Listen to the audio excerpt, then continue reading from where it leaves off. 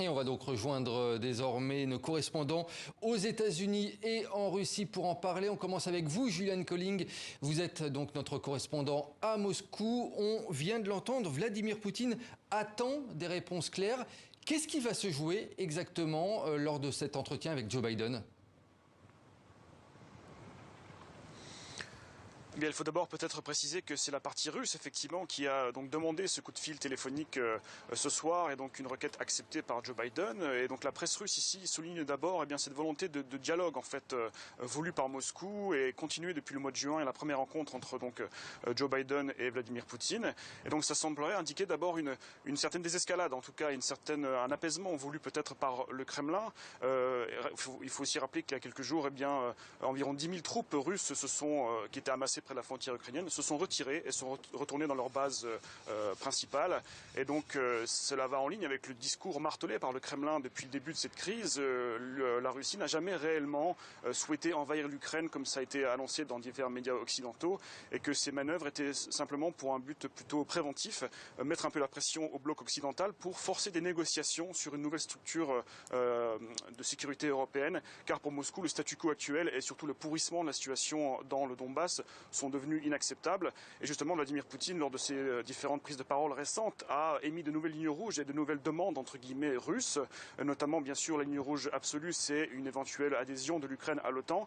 Mais désormais, la Russie veut mettre un terme à tout renforcement de la coopération militaire entre donc Kiev et le bloc occidental, ce qui est également vu comme une ligne rouge désormais par Moscou. Des demandes extrêmement fermes, extrêmement fortes, donc qui ont été critiquées tout de suite par l'Union européenne. Mais il semblerait que les Américains soient prêts à négocier là-dessus. La prochaine rencontre, bien sûr, entre les deux leaders aura lieu le 10 janvier, sans doute également une fois de plus en Suisse. Et donc le coup de fil téléphonique de ce soir servira sans doute à préparer et à bien cadrer cette rencontre avant, rappelons-le, la traditionnelle séquence de vacances de la nouvelle année en Russie du 1er au 9 janvier. Et donc juste après, les deux leaders vont se rencontrer. Et on va voir à présent quel état d'esprit côté américain. À New York, on rejoint à présent Elisabeth Guedel. Elisabeth, malgré des discussions franches côté américain et côté russe, on semble donc vouloir jouer l'apaisement. Joe Biden mise d'ailleurs la carte de la diplomatie dans ce dossier avec Vladimir Poutine.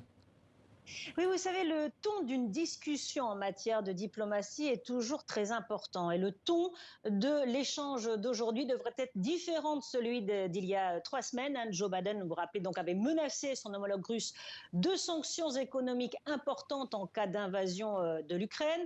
Depuis, les discussions n'ont pas vraiment avancé. Moscou a continué à renforcer ses troupes à la frontière avec l'Ukraine. Donc, Joe Biden va tenter d'apaiser les tensions avec Moscou, va tenter la désescalade et donc rappeler qu'il est prêt au dialogue, qu'il proposait une voie diplomatique pour sortir de la crise, comme l'a indiqué la Maison-Blanche avant, donc effectivement, pour préparer le terrain avant les négociations le mois prochain à Genève. Le chef de la diplomatie américaine, en tout cas Anthony Blinken, a passé ces derniers jours au téléphone avec tous les alliés occidentaux pour s'assurer que les partenaires de l'OTAN étaient bien sur la même longueur d'onde que les Américains sur ce dossier ukrainien.